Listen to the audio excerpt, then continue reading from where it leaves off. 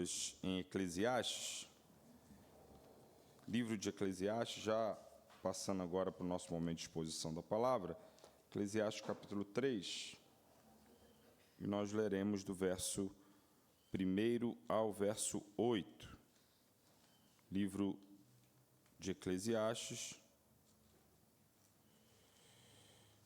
capítulo 3, e leremos então do verso 1 ao verso 8. Nós estamos aqui numa série de sermões, como todos sabem, né? Série essa que nós denominamos como Desacelerando o Evangelho como um antídoto para uma era sem pausa. Temos refletido aqui já algumas semanas a respeito de como vivermos de maneira oposta ao que esse mundo tem nos instigado ou nos incitado a viver, com essa aceleração exacerbada. Então, vimos aqui nos 8 primeiros sermões sobre o problema, né? Vimos as raízes desse problema, que são muito mais profundas do que nós podemos notar sem reflexão devida. E agora estamos falando da solução. Já estamos no nosso terceiro sermão sobre soluções para esse problema social que temos vivido. E hoje falaremos sobre reordenar a vida, ou colocar em ordem a vida, colocar cada coisa no seu devido lugar. Nós sabemos que atualmente muitas coisas que são importantes na vida, que são de fato necessárias, têm sido negligenciadas. Isso tem adoecido a nossa sociedade, tem nos adoecido porque isso tem adentrado também as igrejas, e por isso precisamos então parar e refletir e organizar a vida de acordo com o que o Evangelho nos propõe, não como o mundo tem nos proposto. Vamos ler Eclesiastes, nós leremos do verso 1 ao verso 8, falando sobre esse tema hoje de ordenarmos, organizarmos a nossa vida, entendendo que cada coisa que é necessária para a vida precisa ser contemplada, precisamos nos preocupar com cada uma dessas coisas e organizarmos bem, colocarmos cada coisa no seu lugar, a fim de não negligenciarmos nada que nos é necessário e assim adoecermos a alma. Eclesiastes 3, verso 1 diz: tudo tem o seu tempo determinado e há tempo para todo propósito debaixo do céu. Há tempo de nascer e tempo de morrer, tempo de plantar e tempo de arrancar o que se plantou, tempo de matar e tempo de curar, tempo de derribar e tempo de edificar, tempo de chorar e tempo de rir, tempo de prantear e tempo de saltar de alegria, tempo de espalhar pedras e tempo de ajuntar pedras, tempo de abraçar e tempo de afastar-se de abraçar, tempo de buscar e tempo de perder, tempo de guardar e tempo de deitar fora, tempo de rasgar e tempo de coser, tempo de estar calado e tempo de falar, tempo de amar e tempo de aborrecer, tempo de guerra e tempo de paz. Vamos orar mais uma vez? Senhor, nós colocamos as nossas vidas diante de Ti e agora, diante da Tua palavra, nesse momento de exposição, nós clamamos ao Teu Santo Espírito que fale aos nossos corações. Que não seja eu aqui a falar, mas que seja o Teu Santo Espírito a ministrar a todos nós, a começar por mim, Deus. Nós temos sido engolidos por essa cultura que nos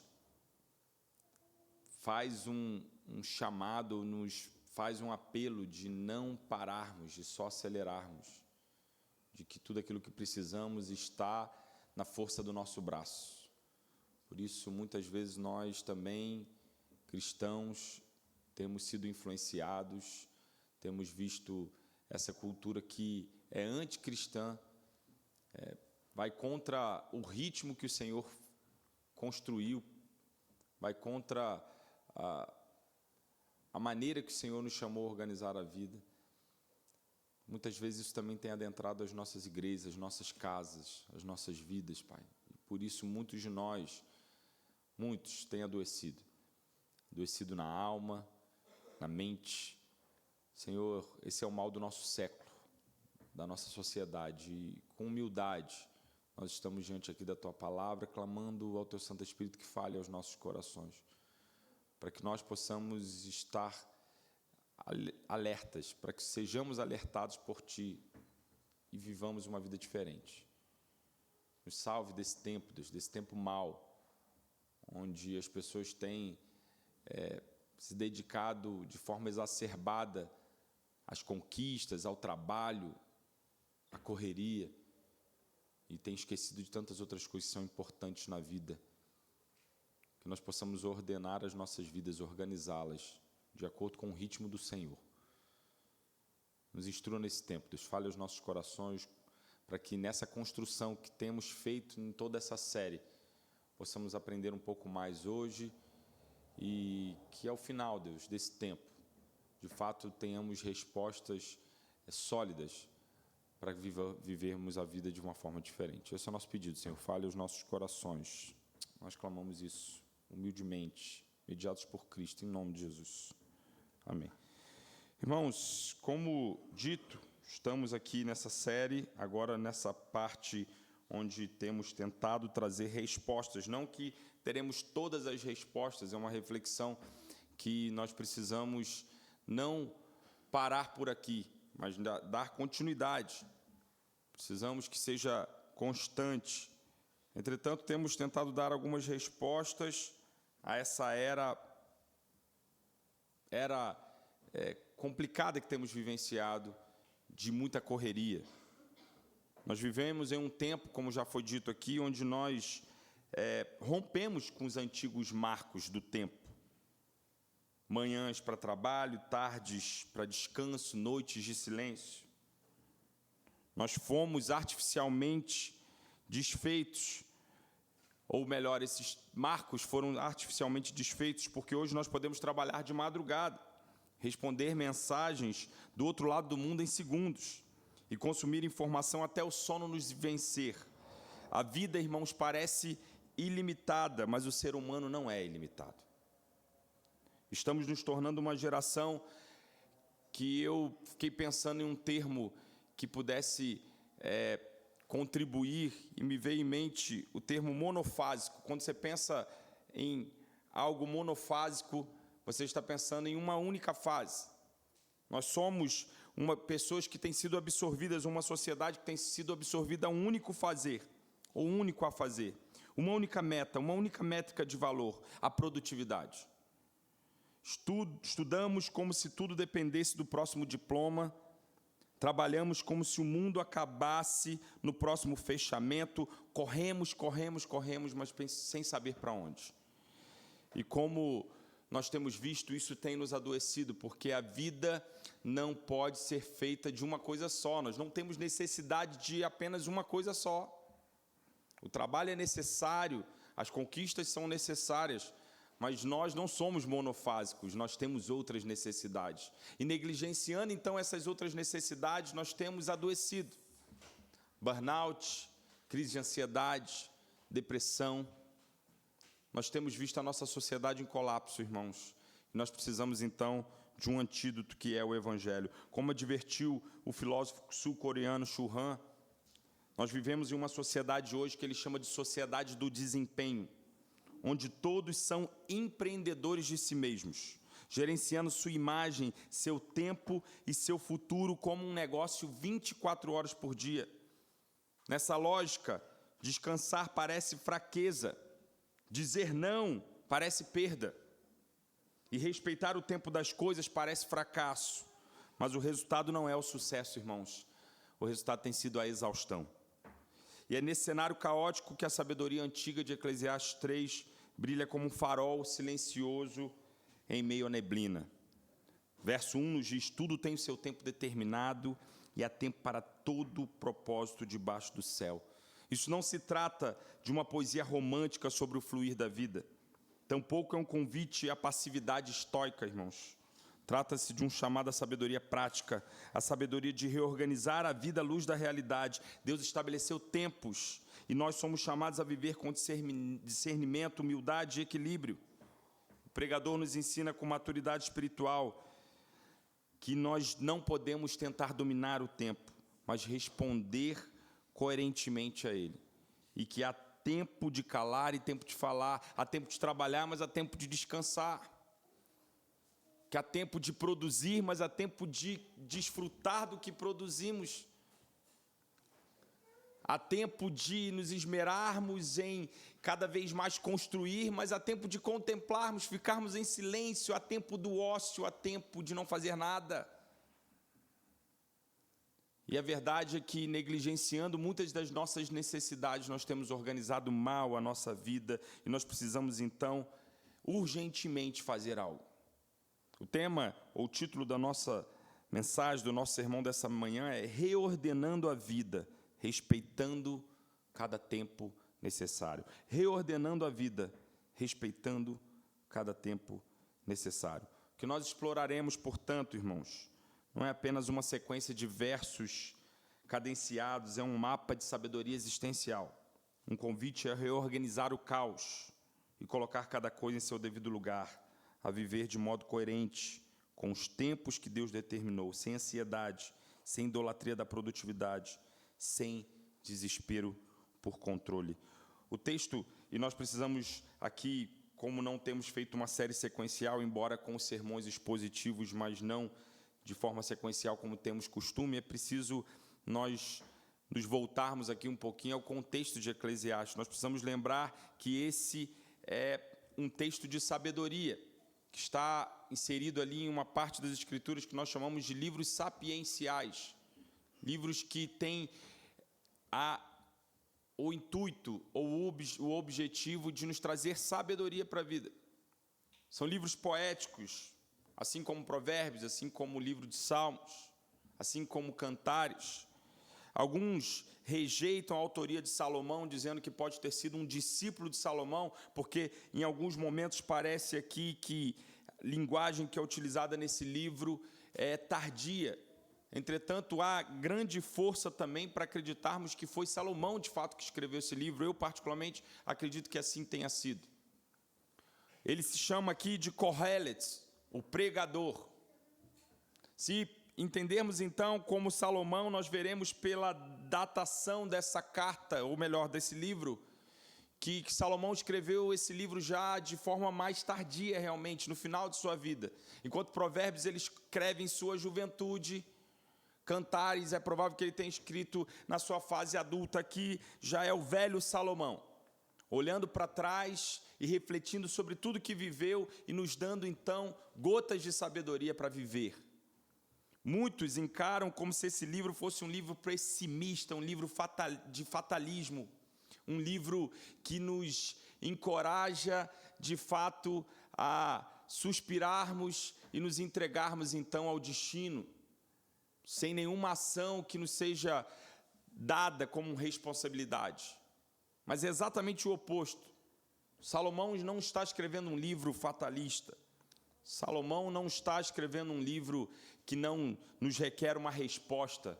Salomão está olhando para a sua vida e percebendo que sim, há belezas na vida, sim, há coisas que nos trazem alegria, mas todas essas coisas são, como o próprio livro propõe, vaidade. E se nós formos olhar essa palavra no original, que foi traduzida para a nossa linguagem como vaidade, nós chegaríamos a um melhor termo, que é o termo vapor. Nós já pregamos aqui uma série em Eclesiastes.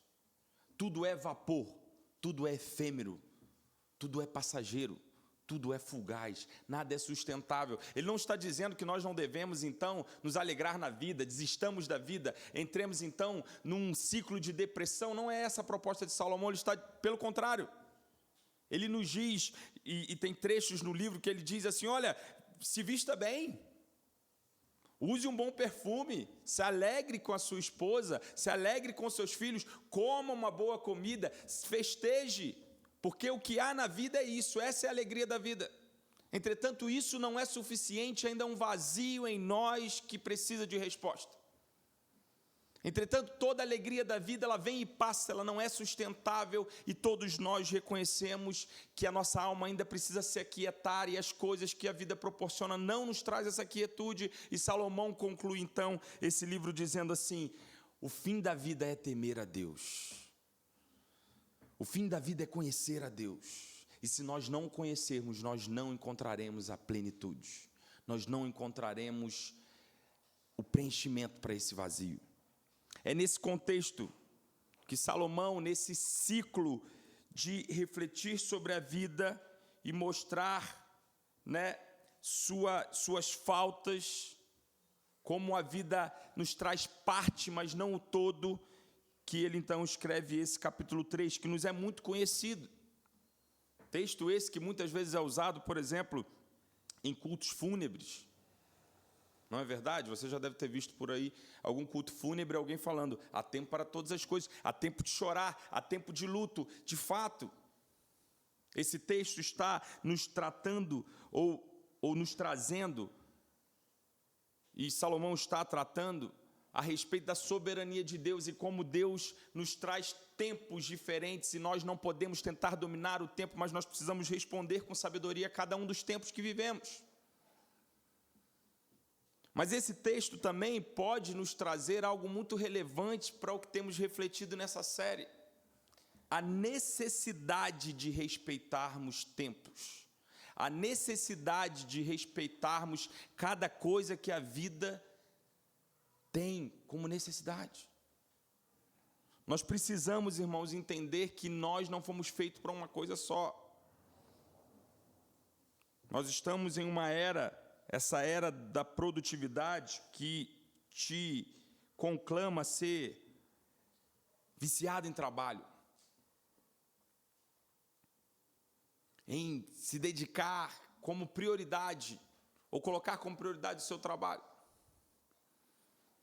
E o que nos dizem é: vai chegar o tempo de descansar. Vai chegar o tempo. E tem gente que pode usar mal esse texto e dizer: é tempo de trabalhar. Vai chegar o tempo de colher. Só que a verdade, irmãos, é que nós precisamos, ainda que existam fases realmente que nos conclamem algo mais do que outra coisa, né? Alguma coisa em detrimento a outra, e é verdade, tem tempos que nós precisamos arregaçar as mangas e suar um pouco mais. Só que você precisa dormir também nesse tempo. No período de trabalho também precisa de descanso. Em uma fase de construção, você também precisa, às vezes, parar no meio da construção e contemplar o que já construiu, ainda que sejam tijolos e argamassa. Ainda que seja incompleto, mas contemplar a caminhada, o que já se conquistou até lá. Se beneficiar daquilo. Mas ainda não está pronto, mas na medida que está, como eu posso já me beneficiar daquilo que produzi? Nós precisamos entender que nós não fomos feitos para uma coisa só, nós temos várias necessidades na vida. Ninguém necessita só de conquista, necessita também de descanso. Ninguém necessita só de construir, necessita também de se beneficiar do que está construindo. Ninguém necessita só de plantar, também necessita de colher. E esse texto, então, nos ajuda, irmãos, diante do contexto que estamos, da série que estamos refletindo, a organizarmos bem o nosso tempo. Entendermos que ainda que hajam fases que nos requerem uma atividade de forma mais intensa em detrimento à outra, nós temos necessidades que são diárias, que são constantes, e organizando bem o tempo, entendendo que há tempo para todas as coisas, nós precisamos organizar melhor as nossas agendas e ordenar melhor as nossas vidas, a fim de vivermos de forma sábia. Vamos analisar os versos. O primeiro verso, ele diz: tudo tem o seu tempo determinado e há tempo para todo propósito debaixo do céu. Esse verso é a chave hermenêutica para todo esse trecho. O tempo, ele é determinado. Não pelas circunstâncias, não pelos desejos humanos, mas ele é determinado por Deus. Isso muda a lógica com que vivemos, porque nós não podemos dominar o tempo.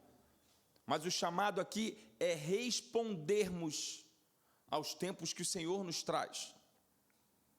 Não há como controlar. E às vezes o Senhor nos traz tempos que nós não gostaríamos de viver. Mas a nossa responsabilidade é reagirmos bem a esses tempos.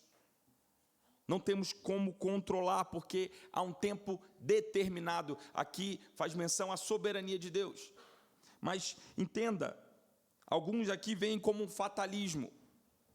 acompanhado de uma entrega resignada dos homens, como se o pregador, o Kohelet, como se Salomão aqui estivesse se desarmando, desistindo da sua tentativa de encontrar sentido para a vida.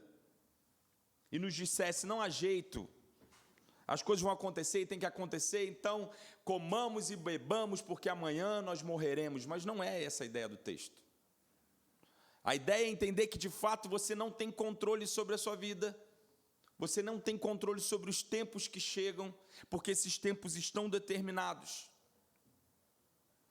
E eles têm um propósito debaixo do céu. Aqui faz clara menção à soberania divina organizando as nossas vidas. Às vezes nós não queríamos chorar, mas chega o tempo de chorar.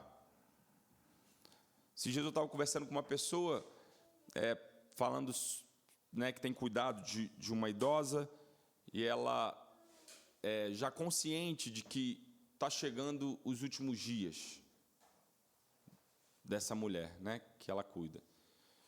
E ela falou para mim assim, às vezes a gente fica orando, e orando de forma errada, egoísta, e aí a gente diz assim, Senhor, espera mais um pouquinho, deixa passar o dia das mães. Aí chega o dia das mães, aí você ora assim, Senhor, espera só mais um pouquinho, deixa chegar o aniversário de fulano de tal, deixa chegar o aniversário dela. A verdade é que nós nunca estamos prontos para a morte.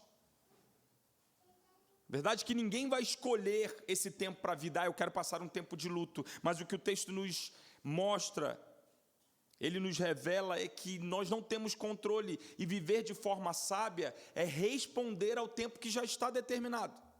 Se chegou esse tempo para a sua vida, responda com sabedoria. Não tente fugir da realidade, ou tentar ter controle de algo que você não vai ter. E essa é a chave hermenêutica desse texto. A palavra tempo aqui, ela carrega um sentido de ocasião apropriada, de estação exata.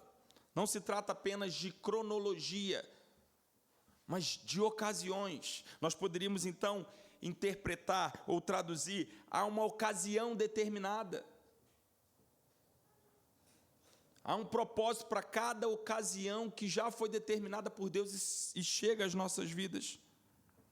Por isso, irmãos, o chamado aqui não é um fatalismo, a uma desistência da vida, mas a viver de forma sábia, entendendo que você não tem controle sobre todas as coisas e precisa respeitar o tempo que está proposto diante de você.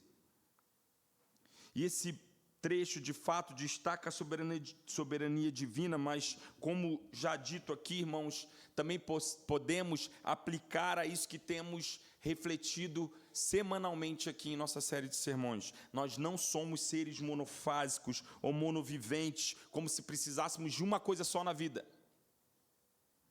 A cultura grita que você deve ser dado somente ao trabalho, à produção.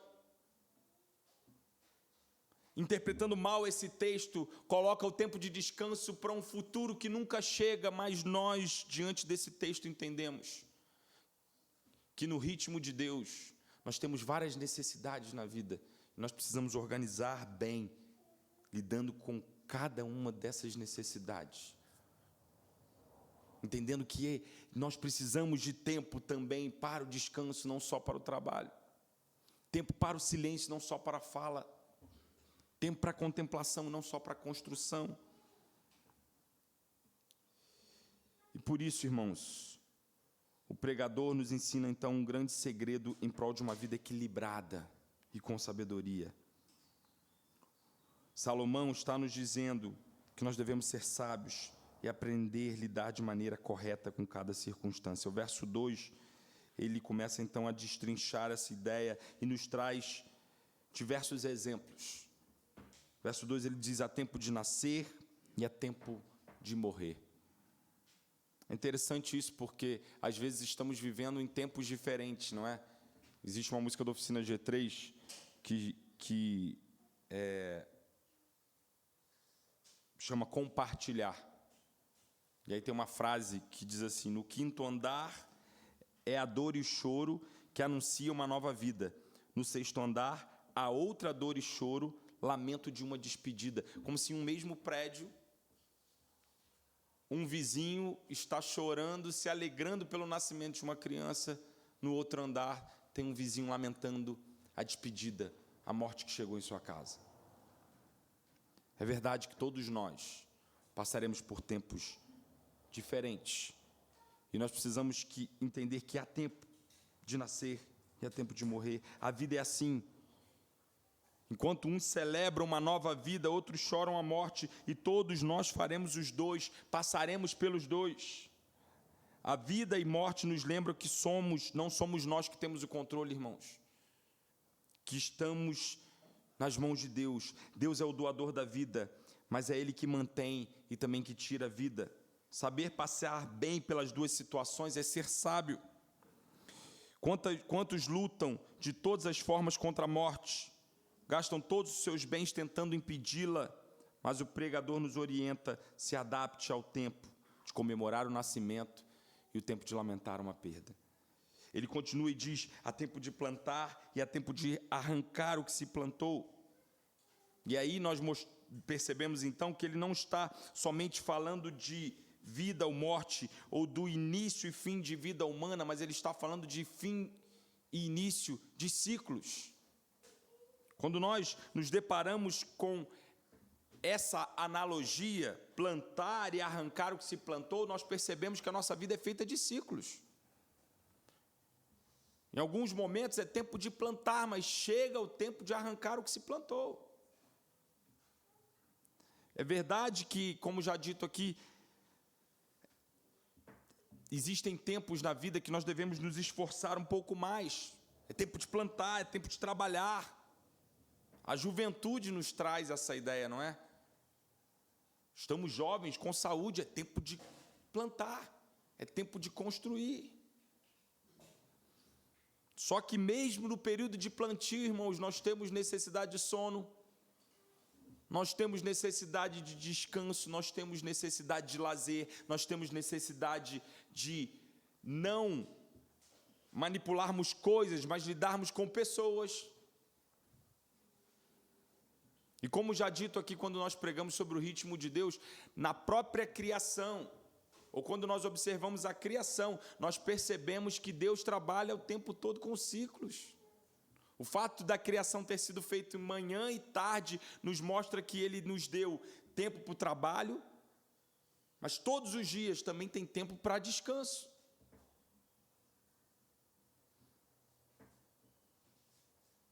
E a luz solar, ou a falta dela, nos fazia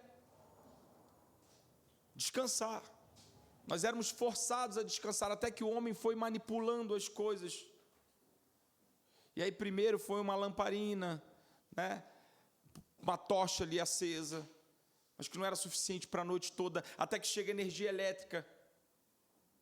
E agora nós podemos ter luz, energia, mesmo à noite. E aí nós não respeitamos os ciclos que são colocados diante de nós, que foram determinados por Deus. Nós estendemos, não um dia ou outro, porque isso também é compreensível e até é necessário, mas começamos a estender sempre, sempre, sempre. E aí quando nós percebemos, nós estamos semanas e semanas lidando com planilhas, com gráficos, com tela, mas não tocando ninguém, não tendo tempo para sentar à mesa, rir com alguém, ouvir sua história, como foi sua semana, lazer, não tem tempo de sono, dormimos o mínimo que conseguimos para produzir um pouco mais. Mas, irmãos, nós precisamos respeitar os ciclos que o próprio Deus colocou diante de nós. A vida é feita de plantio, mas também de se arrancar o que se plantou. Não dá para fazer tudo ao mesmo tempo. Saber em que fase estou é sabedoria prática espiritual. Saber que no dia há uma hora para arrancar o que se plantou, e não só para plantar, me faz ser sábio. Nós temos que acordar cedo, irmãos, mas lembrar que é a hora de bater o ponto, de desligar o notebook, de voltar para o lar, lembrar por que trabalhamos, de dormir, de exercitar, de contemplar. Você estudou, trabalhou o suficiente, fez sua parte, Agora é hora de arrancar o que se plantou. Descanse. Descanse. Descanse. Verso 3. Há tempo de matar e tempo de curar. Tempo de derrubar e tempo de construir. Matar aqui não é uma contradição ao 6º mandamento. Talvez possa se referir aqui até à execução judicial, porque nós sabemos que, principalmente nesse tempo, né, muitas vezes um dos níveis de condenação era a execução do ofensor. Então, aqui, de forma nenhuma, é uma contradição ao 6º mandamento. E, sobretudo, irmãos, nós não precisamos encarar esse texto de forma literal, mas entender que aqui está nos mostrando que nem tudo deve ser mantido. Há estruturas que precisam ser derrubadas para que novas sejam edificadas. Há vínculos e hábitos e mentalidades que precisam ser encerrados. É tolice tentar curar o que já está apodrecido. Há um tempo de confrontar, de cortar, de tirar, mas também há um tempo de reconstruir. A sabedoria está em discernir qual tempo é esse. Tempo de curar, pois há tempo de restauração, mas há tempo também de penalidade. Inclusive, nós vemos isso claramente na história da igreja. Lembremos, por exemplo, 1 Coríntios capítulo 5, verso 5, você pode anotar ou abrir depois, quando nós vemos que Paulo nos ensina que nós devemos também exortar as pessoas. Nós devemos, em algumas vezes, repreender. E essa repreensão, essa punição pode chegar ao nível de exclusão. Esse é o caso daquele menino em Coríntios, ou jovem, ou homem, a gente não sabe exatamente a idade, dá uma certa impressão de que ele é jovem, mas que ele tem relações sexuais ilícitas com a madrasta. E que Paulo diz, olha, vocês precisam corrigi-lo. Como isso é necessário em nosso tempo, ou em nossa geração, que não sabe lidar com confronto. Popular é aquele que só passa a mão na cabeça, que abraça o tempo todo. E quantas pessoas, às vezes, por conta de amar essa popularidade, não cumprem com o seu dever de corrigir quando deve ser corrigido, porque ele vai ser menos amado. Quantos líderes não corrigem, não punem, não exortam na hora que tem que ser exortado, porque ele vai ser menos popular a partir daquele momento. E nós amamos e aplaudimos aqueles que só passam a mão na cabeça.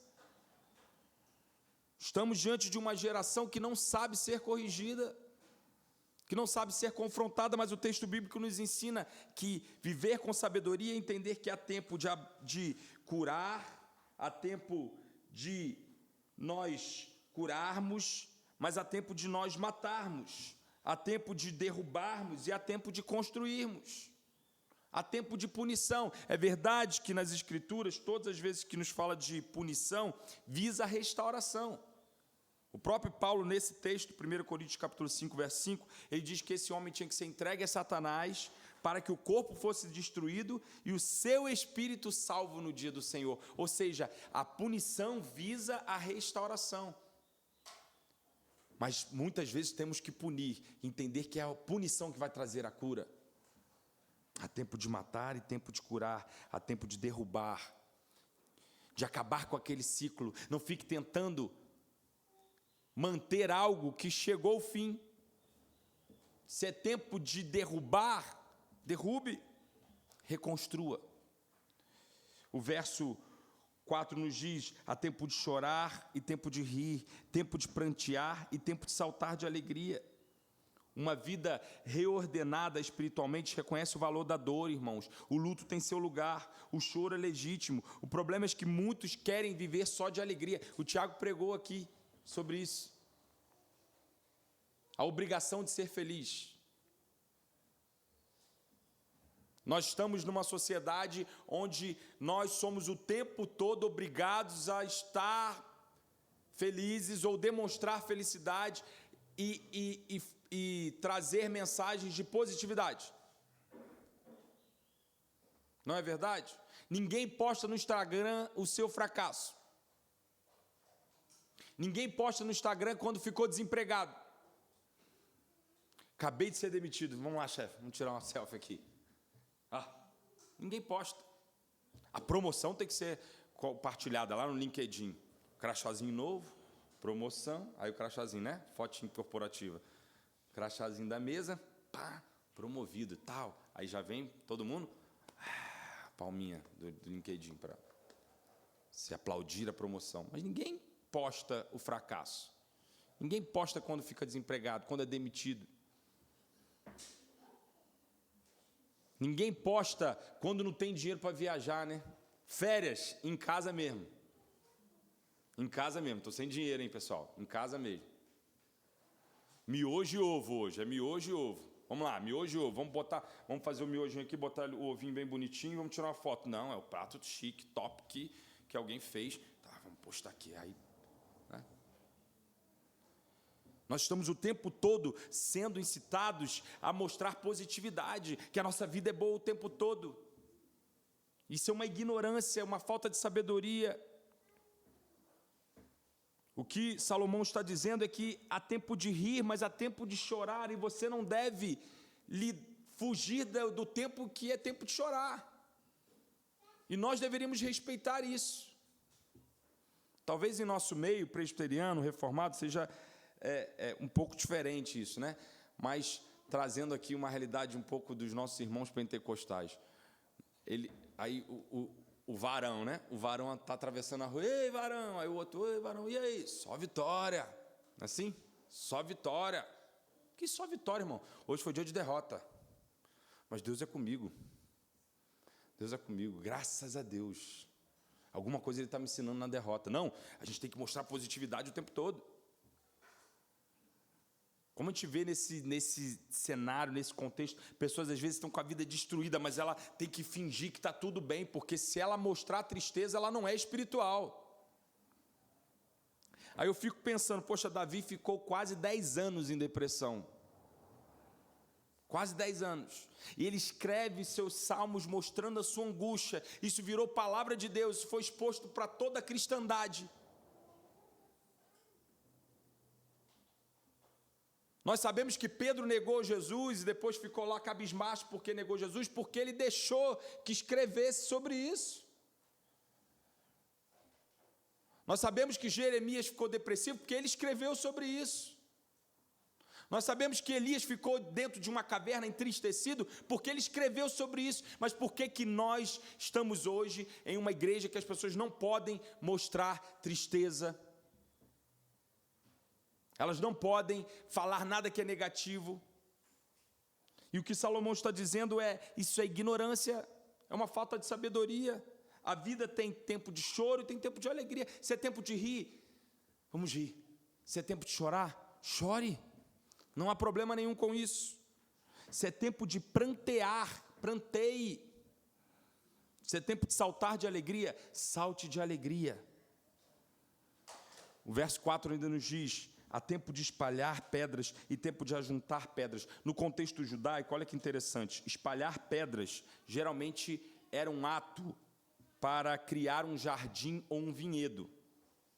Agora, juntar pedras era um ato de construção. Aqui Salomão está dizendo que às vezes nós usamos a mesma coisa para fins diferentes. Tem vezes que nós vamos pegar pedras para criar um jardim ou um vinhedo, mas tem vezes que nós vamos usar aquela mesma pedra para uma outra finalidade, é tempo de construção. Às vezes nós vamos ter que ser flexíveis com os recursos que temos, aquele recurso que nós sempre usamos de uma maneira, o tempo que estamos vivendo agora vai nos exigir usar de outra maneira. Mais uma vez, entender o tempo e se adaptar ou responder de forma coerente ao tempo que Deus nos traz é uma forma sábia de viver. Por isso, há tempo de juntar pedras e há tempo também de espalhar as pedras. Há tempo de abraçar e deixar de abraçar. Mais uma vez, o Senhor nos mostra que o cristianismo, ele não está pautado em paternalismo. Acabamos de falar isso aqui. Gente que só quer passar a mão na cabeça. A palavra nos ensina que quem ama também corrige. Hebreus 12, verso 6. Provérbios 3, verso 12. Deus corrige aqueles a quem Ele ama. A correção faz parte. Interessante isso, irmãos. Em uma conversa com um jovem, uma vez ele virou para mim e falou assim, isso já tem muito tempo, uma pessoa chegou para mim e falou assim, eu acho que meus pais deveriam ter sido mais duros em alguns momentos comigo. Acho que eu fiquei meio mole para a vida porque meus pais não foram duros no momento que tinha que ser duros. Meus pais não chegaram e me corrigiram no momento que tinha que corrigir, me exigiram responsabilidade no momento que eu tinha que exigir. Eu já citei isso aqui, irmãos, e isso nós precisamos corrigir na nossa sociedade, porque hoje nós temos criado os filhos para nós mesmos e não mais para o mundo. Estava conversando isso com a Michele na viagem indo para Ouro Verde. Efésios nos diz que nós temos a responsabilidade de fazer os filhos florescerem. Criar na demonstração e na disciplina do Senhor. No original tem uma ideia de ajudar a florescer. E pensa no plantio ou no cuidado de uma planta quando ela está crescendo. Tem tempo que tem que podar, irmão. Tem tempo de plantar, de regar, de fazer carinho na plantinha, mas tem hora que você tem que cortar as folhas que estão em excesso ou que estão mortas. Tem que dar uma podada lá na planta. Aí você acha que parece que está fazendo mal, daqui a pouco floresce, cresce, aprende, amadurece. Nós não podemos ser paternalistas. Há tempo de abraçar, mas há tempo de deixar de abraçar. Isso também pode ser usado nas relações, obviamente, conjugais e, sobretudo, até para relações, né, que ainda não foram oficializadas ou formalizadas com o casamento. Então, isso serve aqui, pastor, isso serve para o jovem namorando? Serve também. Jovem que está namorando aí, tem tempo que não é de abraçar. Tem tempo que tem que dar uma afastada, né? Senão você faz coisa errada. Tem que ter sabedoria, entender. Esse tempo aqui eu tenho que dar uma afastada. A vida não é feita só de abraços, irmãos. Há tempo de abraçar, mas há tempo de deixar de abraçar. Verso 6, há tempo de procurar e tempo de perder. Às vezes é tempo de parar de insistir, entender que com a perda Deus está nos ensinando algo também. Às vezes a gente está procurando algo e nada está dando certo, a gente tem que parar e analisar, será que eu preciso admitir que perdi, que não consegui, que isso não é para mim? E é tempo de parar de insistir, de perder, de admitir a derrota e entender o que Deus tem a te ensinar com aquela derrota. É contracultural falarmos isso, porque hoje o que nós vemos por aí na mídia é nunca desista, nunca pare. E tem uma verdade nisso. Estou falando que nós temos que ser aquelas pessoas que desistem, não. O perseverante geralmente chega lá. Tem uma grande verdade nisso. Mas nem tudo na vida nós devemos insistir. Algumas coisas que nós devemos admitir que o ciclo acabou. Que é tempo de perder. É tempo de guardar e tempo de jogar fora. Aqui parece um chamado a entender quando devemos nos desapegar, sobretudo para compartilhar. Mas podemos ampliar também esse entendimento e aplicar em casos que temos que nos separar de algo, que nossa alma se alicerce, que não a Cristo. Então, há coisas que nós temos que guardar, mas há muitas coisas na vida que às vezes chega o tempo de jogar fora. Verso 7, tempo de rasgar e tempo de costurar. Parece apontar aqui, irmãos, para o ato de rasgar as vestes em luto. Ato comum na cultura hebraica. Na cultura hebreia, né? Joel, por exemplo, capítulo 2, verso 13, nos fala sobre isso. Às vezes é tempo de arrependimento, tempo de rasgar as vestes, tempo de luto, tempo de lamento. Mas também há tempo de costurar, há tempo de reconstruir, há tempo de tirar a poeira, se levantar e bola para frente e seguir a vida. Há tempo de estar calado e há tempo de falar. Provérbios 17, verso 27 e 28 nos diz: quem controla as suas palavras é sábio, e quem mantém a calma mostra que é inteligente. Até um tolo pode passar por sábio, inteligente e ficar calado.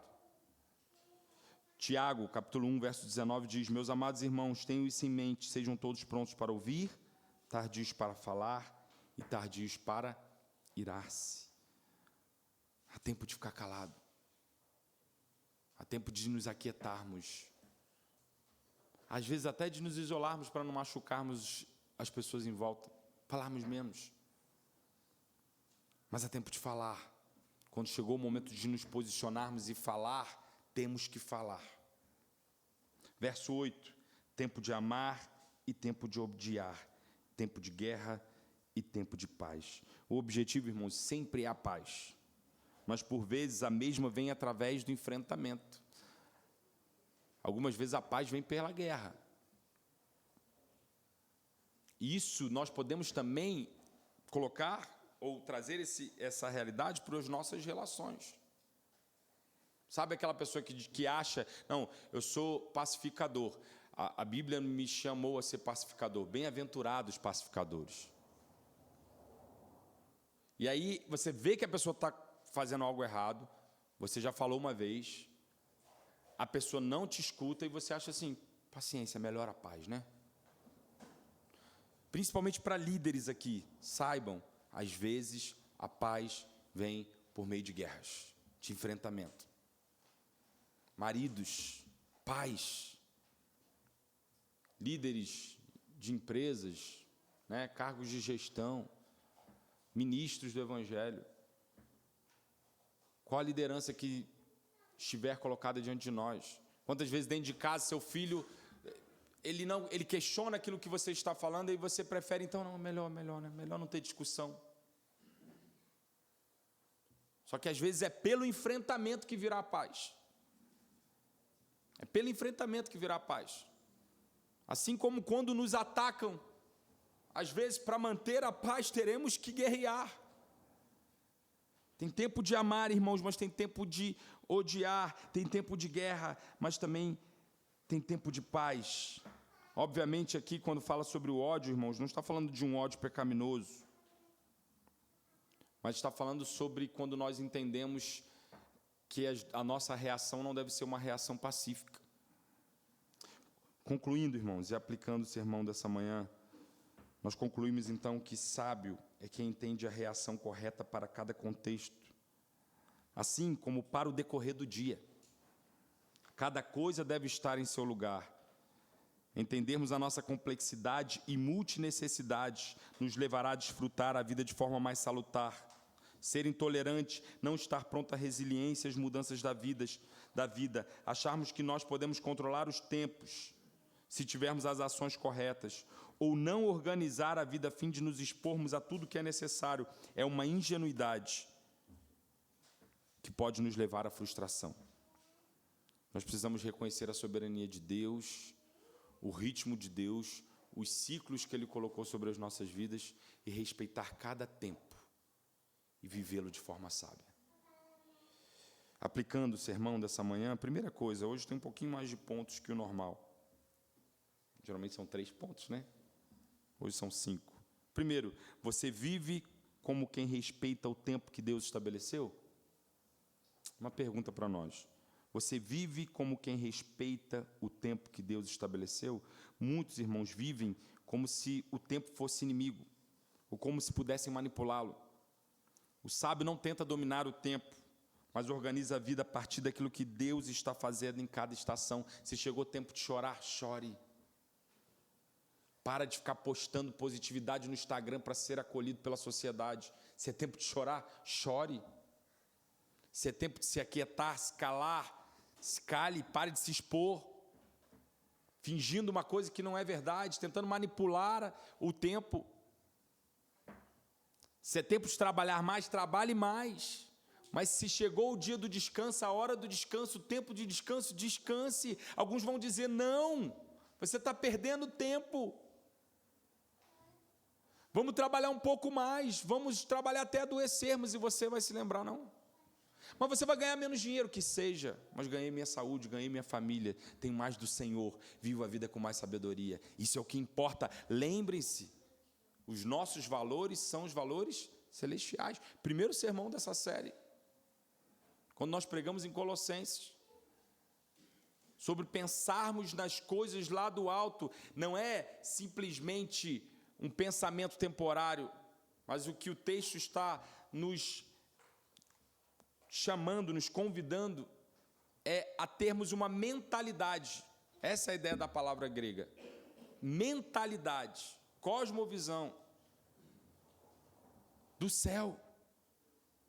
Porque nós somos aqueles que foram identificados com Cristo ressurreto, que não pertence mais a esse mundo, mas instaurou uma nova era. Nós pertencemos a essa nova era, a esse novo mundo, a essa nova criação. Por isso os nossos valores não serão entendidos aqui. Se é tempo de descansar, é tempo de descansar. Chegou o dia do Senhor, descanse. Se chegou a hora que você sabe, deu limite, trabalhei o suficiente mesmo. Não estou sendo preguiçoso, não. Estou dizendo que temos que ser preguiçosos. Não fui preguiçoso. Trabalhei o suficiente, mas agora é a hora que eu vou cuidar da minha família. Que eu vou cuidar da minha saúde. Que eu vou descansar. Que eu vou tomar um café com calma. Que eu vou contemplar. Que eu vou fazer nada. Alguns vão te julgar, mas você está respeitando o tempo como ele foi estabelecido por Deus. Segundo lugar, existe desorganização em sua vida porque você tem respondido ao tempo com imaturidade? Será que você percebe, pastor, de fato, minha vida está desorganizada porque eu não tenho respondido bem aos tempos que o Senhor estabeleceu sobre mim? Terceiro, o que você precisa deixar para trás, o que você precisa iniciar? Às vezes nós não temos controle sobre algumas coisas, mas outras nós temos. Irmãos, eu prego essa série como pregando para mim, mais do que qualquer uma outra, porque todo mundo conhece de perto aqui a minha vida, sabe como ela é corrida. E como eu tenho entendido assim, porque por muito tempo eu passei achando assim, não tenho o que fazer. E o Senhor tem me despertado a entender, tem sim. Tem o que fazer. Tem como dizer não. Tem como se posicionar. Tem coisas que não estão sob o nosso controle, mas o que está sob o nosso controle? Digo para mim, o que eu posso fazer? Me exercitar, que eu não me exercito? Será que isso é o que está sob o meu controle? Ah, mas aquilo não está sob o controle, mas o que está sob o meu controle? Parar mais cedo? Às vezes na tentação de quando todos dormem lá em casa, estou confessando aqui, quando todos dormem, o computador, eu vou pegar o computador de madrugada, eu vou pegar. E às vezes ninguém está vendo, eu abro o computador e fico lá horas resolvendo alguma coisa, trabalhando. Tentação de falar, não, vou dormir. Confiar no Senhor. O que nós precisamos deixar para trás, o que nós precisamos iniciar? O que está sob o nosso controle? Nós não controlamos o tempo, ele é determinado por Deus, mas nós temos responsabilidade a como reagimos a cada tempo. Como temos reagido? O que está sob o nosso controle? Quarto lugar, você tem confundido tempos e respostas? Tem rido quando deveria chorar? Tem falado quando deveria se calar? Tem segurado quando deveria soltar? Tem trabalhado quando deveria descansar? Quinto e último lugar, você tem vivido sem equilíbrio, se desgastando em atividades que estão fora do tempo certo? A vida sabe, irmão, sabe priorizar o tempo com Deus, o tempo para o trabalho, o tempo para o descanso, o tempo para as pessoas certas, o tempo para se aquietar, o tempo para ficar silêncio, o tempo para contemplar. Ainda que algumas fases da vida nos exijam algo mais, um pouco mais de algo do que outra coisa. Algo mais. Trabalhe mais. Faça um pouco mais. Ainda que existam fases da vida que nos exijam isso, nós precisamos lembrar que nós temos diversas necessidades. Nós não somos seres monofásicos. Eu não preciso de uma coisa só. Eu só preciso de trabalho e conquista, não. Eu preciso de alegria. Eu preciso de contemplação. Eu preciso de lazer. Eu preciso de descanso. Eu preciso de quietude. Eu preciso de tomar um sol. Eu preciso de várias outras coisas. Há tempo para todas as coisas. E todos esses tempos têm um propósito em nossas vidas. Que nós possamos ordenar, reorganizar as nossas vidas. de acordo com os valores que as Escrituras nos ensinam. Lembremos, irmãos, aqui está a sabedoria. Salomão inicia Provérbios dizendo que o princípio do saber ou da sabedoria é o temor a Deus. Por que estamos numa sociedade tão ingênua, tão ignorante, sem sabedoria? Porque abandonou o temor a Deus. Triste é quando isso acontece dentro das nossas igrejas. Quando os nossos valores se tornam os valores deles. Quando trazemos os valores deles para nós. Há tempo para todas as coisas. Que organizemos a vida de forma sábia, irmãos, para a glória de Deus. Vamos ficar de pé, vamos orarmos.